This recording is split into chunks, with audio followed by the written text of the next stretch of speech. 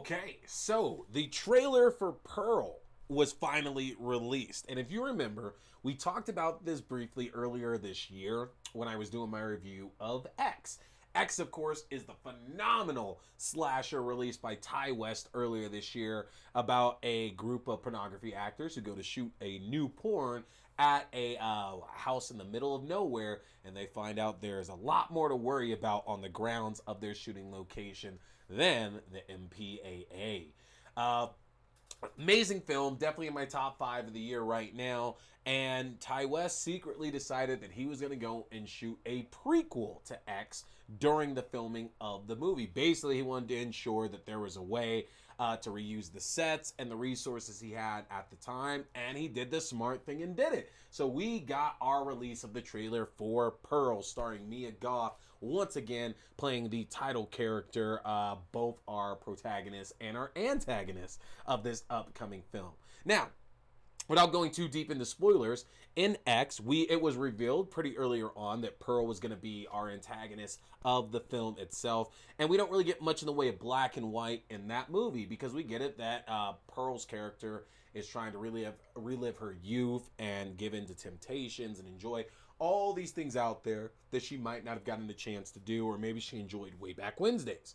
But that unfortunately doesn't really coincide with our lead characters, and she ends up murdering a good chunk of those characters in X.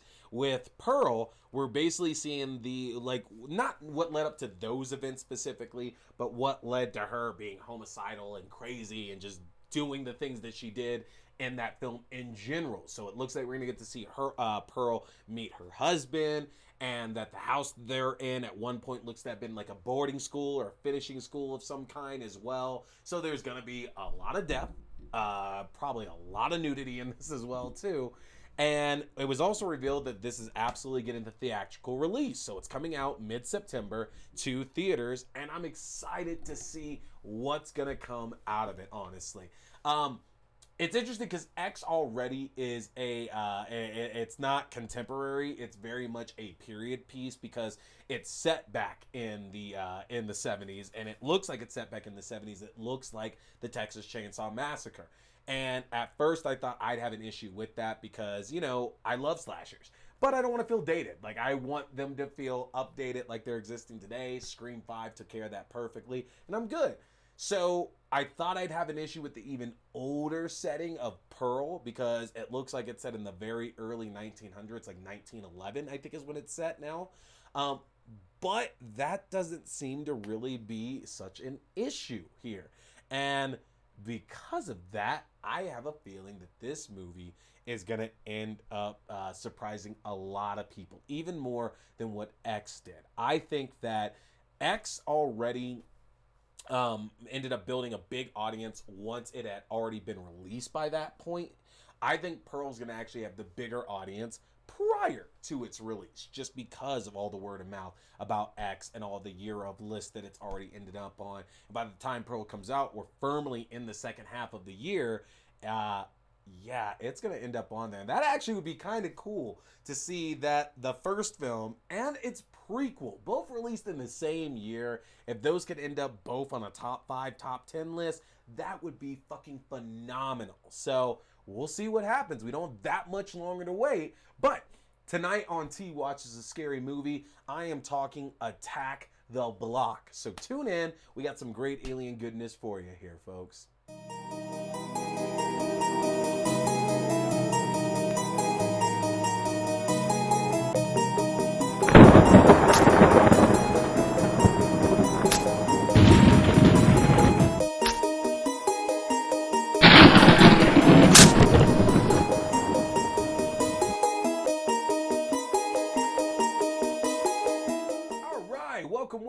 Welcome everybody to another new episode of T Watches a Scary Movie. My name is T, We're talking scary movies. I appreciate you tuning in for another brand new episode. Remember, new episodes go up on the YouTube page every Wednesday night at 8:30 p.m. Mountain Standard Time. That is the best place to get the video version of the show. And then, if you want the audio version, that goes up 30 minutes prior at 8 p.m. Mountain Standard Time on Wednesday nights on all your favorite podcasting platforms. Now, we do have the Linktree link out there as well, too. So if you go there, that's going to be an easier way for you to access the latest videos and podcasts that I am putting up. As y'all know, I also do put up separate reviews. So the good thing is that you don't just want to check out the new episodes on Wednesday nights, but make sure you're hitting the YouTube page up and you're subscribed to it so you can see other reviews that are going up as well, too. You know, I just recently did Nope. I did The Black Phone. I did the Victor Crowley series. I did Horror Noir, a few of the Alien movies. So we have more and more coming up for you, folks. And especially the fact that July is almost over. We have a hearth of horror films coming out in August, including Prey, including Bodies, Bodies, Bodies, including They, Them, including Beast. Like, there is so much that's coming out in August. I'm so excited. And that's still before we actually even officially enter, like, the spooky season. I think spooky season is going to have to start on my birthday this year, on August 12th. That might have to be the way that it goes down. But I digress. Y'all, please make sure you're hitting that subscribe button. And of course, hit me in the comments as well, too, because I enjoy talking horror with all of you. It's so much fun. I actually dropped the my first episode review of Resident Evil last week. And it's just kind of funny seeing the discourse online still about that show. Like, folks, y'all are all over the place with that Resident Evil show. And I am having a blast, which reminds me, make sure to check back here tomorrow, Thursday, July 28th, where episode 2 review of Resident Evil will be up for y'all. And it is a spoiler-filled review, by the way. I'm reviewing the entire season because, you know, I am the hugest Resident Evil fan, so I gotta make sure we're on the same page because I do like the show and I would like a second season. So anything I can do to make sure that we get another one, we're gonna make sure that goes down there. So, like I said, tonight I am going to be talking Attack the Block on the show. I just got done reviewing Nope the other day, and I thought Attack the Block was pretty fitting for tonight's show. But what else do I have to talk to y'all about here beyond that? I mean, we talked a little bit about the trailer for Pearl earlier on here, and I'm trying to think of what else we could really mention. And I decided that I wanted to show y'all something new that I received in the mail today, actually. A good friend of mine, Mr. Andrew Wassam, who I met at the Mile High Horror Film Festival, actually connected me to a seller on Instagram who was selling some very cool, limited's not the right word, but let's say collector's items for a lot of movies. And one of the things that he pointed out to me, because he knows me so well, is that I am obviously a big fan of Tales from the Crypt, Demon Knight. As you are all aware, I own a couple of keys, I have a poster, I have various different copies of the film. And so your boy here on T Watches a Scary Movie recently picked up a official press kit from the film. That's right, from the reposter. Thank you very much, sir, for the press kit here. We have an amazing collection of photos from the film Demon Knight. And y'all should know, I mean, if you know me, you know how exciting this is, because anything Demon Knight is just the most amazing thing out there for me. So I thought that maybe you would like to see some of this here before we get a chance to listen to my thoughts on Attack the Block. So let's do a little bit of sharing. For those of y'all that have never seen Demon Knight before, Demon Knight was a spin-off film from the Tales from the Crypt franchise that focused on a drifter who ended up in New Mexico with a demon hot on his trail, looking to capture a mythical key that held the blood of Jesus Christ, that is the only thing stopping demons from taking over the earth. Now, an amazing film starring Billy Zane, Jada Pinkett Smith, amongst others. One that I've just absolutely loved ever since I first saw it. And so try to get anything I possibly can. So here is everybody's favorite horror host, the Crypt Keeper. It's a great photo. Love that. Ooh, and here we go with Uncle Willie, Sheriff Bob, and Geraldine looking around a corner here along with Cordelia and Breaker here downstairs. Very cool as well. Love it. And yeah, I am going through each of these, so, you know. This is actually a really good photo here. Uncle Willie choking out Breaker after he's been possessed by the Collector and his demons. Pretty good. Dick Miller playing Uncle Willie, of course, and William Sadler playing Breaker. Fantastic actors who have been in a number of genre pieces. We have Geraldine, played by Jada Pinkett Smith, cleaning up some dishes while Breaker begins to put the blood seals around the doors in the hotel. Aha! We have the premiere of Tales from the Crypt, Demon Night, and the Crypt Keeper showing up for his premiere. Love it. These are like absolutely fantastic. Then we have, yes, our famed director, Ernest Dickerson, along with another shot here talking to Billy Zane and William Sadler on the shooting here of Demon Night. Love it. Love it, love it, love it. So some amazing photos here in that set. And then it looks like we also have a cast and credits book as well, too. Actually, damn, that's really, really cool. It's kind of like, kind of bit like a handbill, like from your, from a play you might see on Broadway. So inside here, you know, your special thanks, and then you got your actual characters listing, which is like really, really cool. Love it to death. Thank you very much, the Reposter, for hooking me up with this very, very awesome press kit here for Demon Night. I'm excited to go through and read up from all the information in here on this, folks, and follow the Reposter on Instagram if you find their social media. So, with that being said, let's just go ahead and get jumped into our movie reviews. Folks, stay tuned. Alright, so after looking at Jordan Peele's Nope, I decided that I wanted to go back and I wanted to check out another really good alien thriller that I've watched numerous times over the years at this point now. And it kind of seemed fitting. I know it's not necessarily the same kind of story as Nope was, but this film really stood out to me as one that it traverses both the horror and the sci-fi genre, like Jordan Peele's Nope did, and like a good chunk of alien movies out there do. And I decided that this was the time to go and bring it on. So we're going to be talking Attack the Block. Y'all might remember this one. This is the film that basically brought all of us John Boyega, who we all know and love from the Star Wars films at this point, and who is still carving this great career for himself here in Hollywood.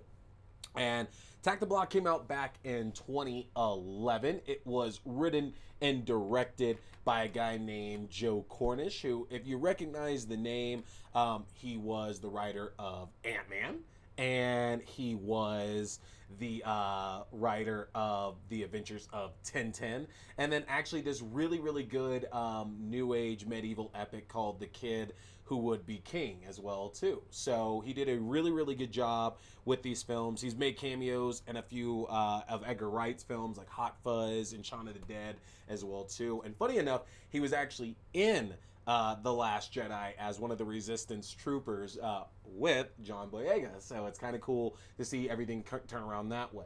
If you haven't seen it before, Attack the Block tells the story of a number of kids in South London who come across an alien invasion happening on Guy Fawkes Night. And it deals with them trying to basically like survive the night. And it's been referred to as, like with a million different titles. It's The Goonies with aliens, it's It with aliens, and so on. And I don't really want to use any of those to describe that film because that would stop it from being the uniqueness that it is.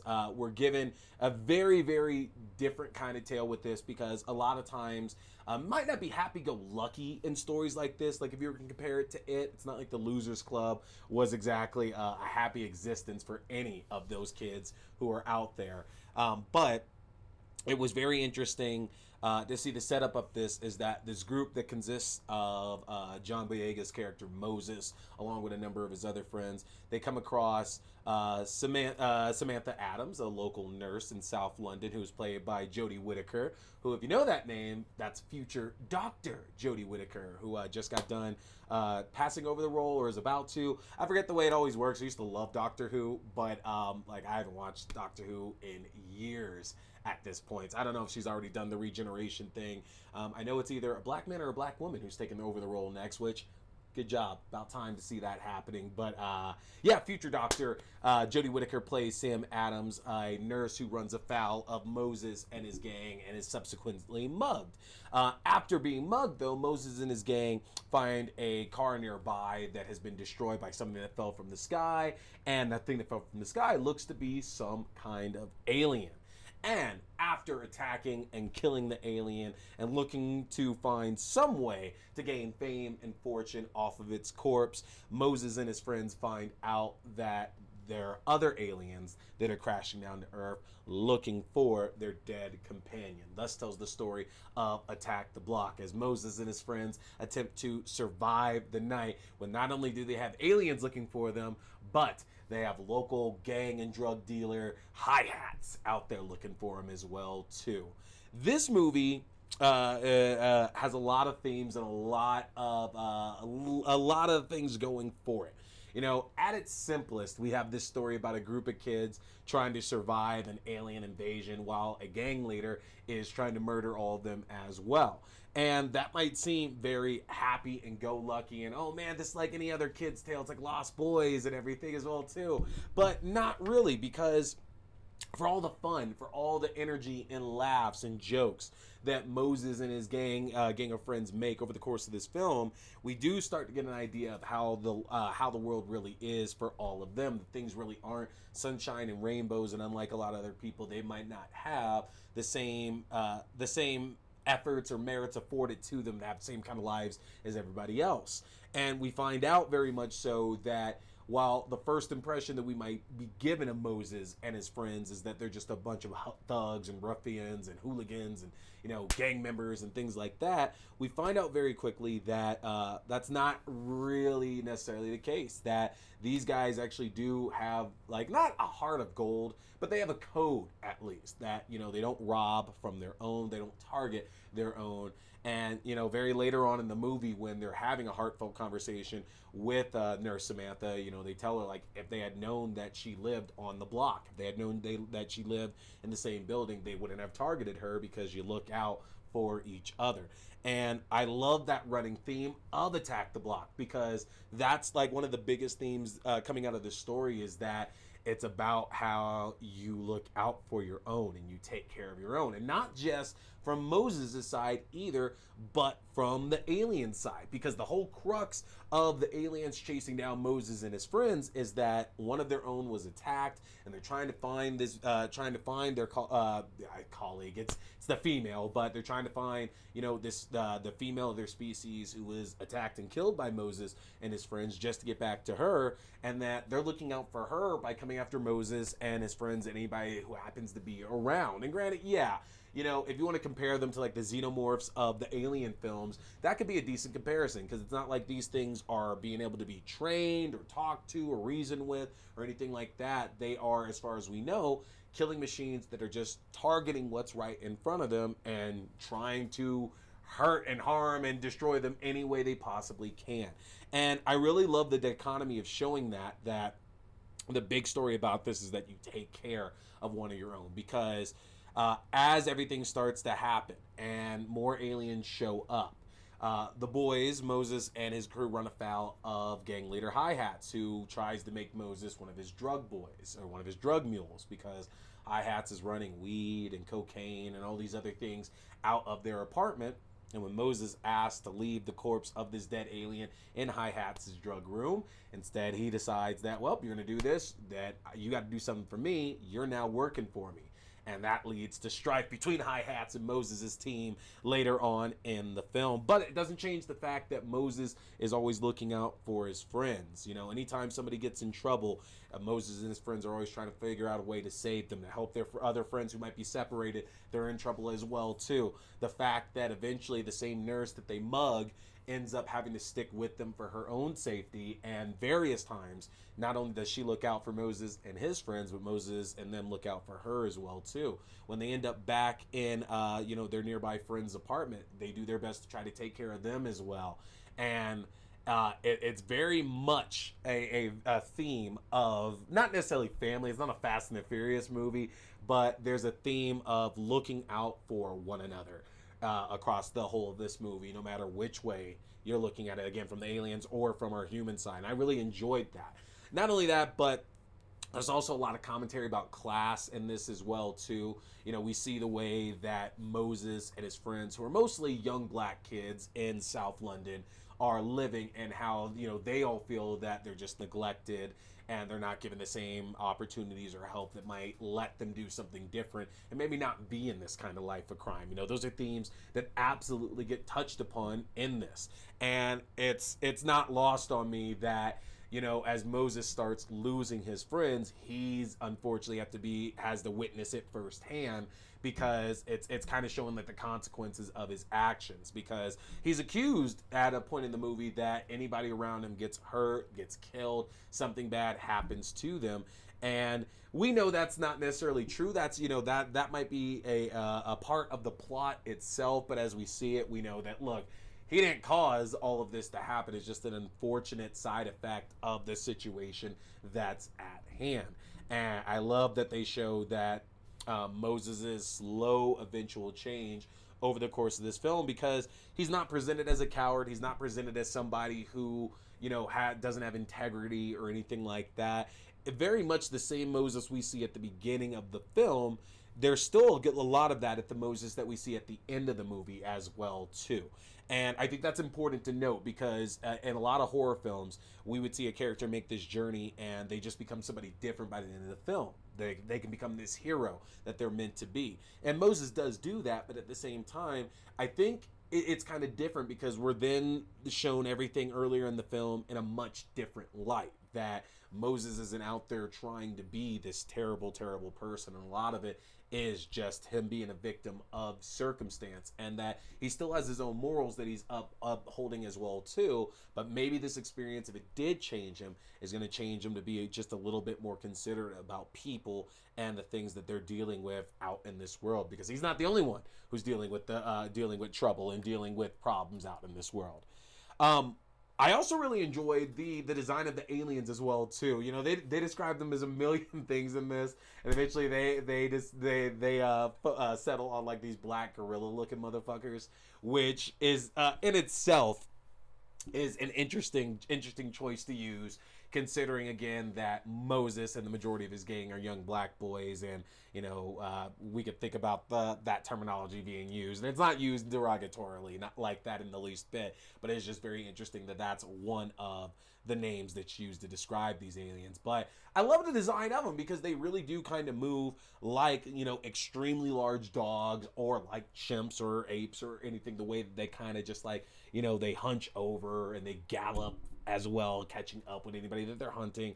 They have these like razor sharp teeth in their jaws, and they illuminate, like all their mouths illuminate blue, so like whenever they're like killing something, that red just shines right down on it, and it's such a really, really cool visual. And there's a part of the movie where they're describing the alien. They say it's the blackest black that they've ever seen. And there's just a lot of symbolism. I feel there's so much symbolism in this movie, in the best of ways, about when they're using a lot of their dialogue in this. But I love the design of the aliens. I love the idea that we don't need to focus on these aliens are here to take over the earth. They're doing this. They're doing this. Like, no, it's a very simple story. We don't know necessarily if there was any other kind of motivation here, but we at least know that when Moses and his friends killed the female at the beginning of the film, that was the motivation that we know, at least for now, for all the rest of the aliens that are chasing all of them down, because they really are after Moses. We're not saying that there isn't a situation to where they might land somewhere else in London and attack somebody else, but the issue is that the scent of that female is all over Moses and his friends and anybody that's been around it, so they're trying to suss out where it is. And that means Moses and everybody around him is an immediate target. So when his friends later on say that everybody around you gets hurt or killed, that's kind of what we're talking about. Like, yeah, we mean in the meta sense of it, that if somebody goes with you, they're gonna end up dead. But no, realistically, they will end up dead because they probably have like the pheromones or whatever from the dead female alien over them, so the other aliens are gonna hunt them. In terms of the supporting cast, everybody is fantastic. Moses' gang absolutely have their own different personalities and quirks, and they're not all just copy and paste templates of that Moses character. Franz Drama plays Dennis, the guy on the bike with the helmet, got the katana for at least a portion of the film, who I knew from Legends of Tomorrow. He played oh god, Heatwave? Not Heatwave, no. Heatwave was God, I'm gonna have to look it up now because that's gonna bug me because I'm not gonna get it. He was Firestorm in Legends of Tomorrow. That's what it was. I knew that. I knew what it was. But we have Dennis, we have Jerome, we have Biggs, we have Pest, and I love all the kids because they all have their own personality of what they're bringing in. And again, as we see all of them, we learn about them more and more. We're shown the fact even more that they are just kids. And I specifically wanted to use the word gang and what I was talking about in the earlier part of this review, because that's the way a lot of people are going to say is that they are a gang. And when we get to see how all these kids are interacting with each other and then the other characters in the movie, you're reminded that they really are just kids. And it's even mentioned, because when Moses and his friends rob Samantha earlier on in the film, they have a knife. And everyone's kind of like shocked that Moses has the knife there, but then they quickly admit like that he was more afraid than she was about it. And I love that that's pointed out because it even pushes the fact even more that these aren't choices that these kids really had the options to make. Like they're doing the only options they had to really stay alive in their area. That's the only options that they had to take care of themselves. So I love the fact that's a big portion of this movie, is showing that these kids do have good character to them, and they're not just these terrible human beings doing terrible things. The movie's funny. It's funny as hell. The music is absolutely phenomenal. And in terms of gore and scares, there are some kills in this. And keep in mind, our lead characters are kids, and Joe Cornish does not cut corners with this here. Like, we might be following a group of kids, and yes, we love kids, and no, they shouldn't be subject to the horrors of this world. But there's more commentary with that because some of these kids do not make it until the end of the movie. And sure, there are adults who get taken out as well too, but it's kind of different for a film like this to show that kids can be taken out, because I make my comparisons to movies like The Lost Boys or to The Goonies or to It or anything like that. But for the most part, the kids aren't in danger in those stories, which is weird because It is all about kids getting killed and everything. But the Losers Club themselves, the like deaths don't start occurring to those kids until they're adults. Like, they have a lot of bad shit they go through as kids, but they're still alive at the end of it there, even with all their PTSD and trauma and everything. Attack the Block doesn't go that route, because Attack the Block is very quick to remind you that, look, this is the real world, and there are real world consequences to the things that you do, and you can't just walk away from everything just because you're a kid. Bad things are absolutely going to happen, and it sucks, and it's sad when it does, and it's kind of shocking as well. But at the same time, there's meaning behind each of the deaths that I feel that happens in this movie. So definitely one that I would highly suggest that y'all get a chance to check out. I've never met anybody that's watched Attack the Block and didn't enjoy it. And it's kind of interesting because I remember when this film came out, in theaters at least, and they were doing a lot of pre-screenings, and I skipped each one of them because I didn't have the slightest idea, number one, what the movie was about, but number two, I was jaded at the time too about the movies that I was going to see. You don't want to miss this, y'all. This is an amazing film, and it's free on a lot of platforms right now. You can check it out on Stars and on DirecTV. It's cheap to rent right now on all your streaming services, y'all. But check out Attack the Block. Hey everybody, I appreciate you checking out this video, whether it was a review, whether it was a new episode, whether it was an unboxing, an interview, or whatever else. I want to remind you can check out my separate reviews also on my YouTube page, and new full episodes go up every Wednesday night on YouTube at 8:30 p.m. Mountain Standard Time and on your favorite podcasting platforms at 8 p.m. Mountain Standard Time. Don't forget to hit that subscribe button, like and share. My name is T. We've been talking scary movies. Stay safe.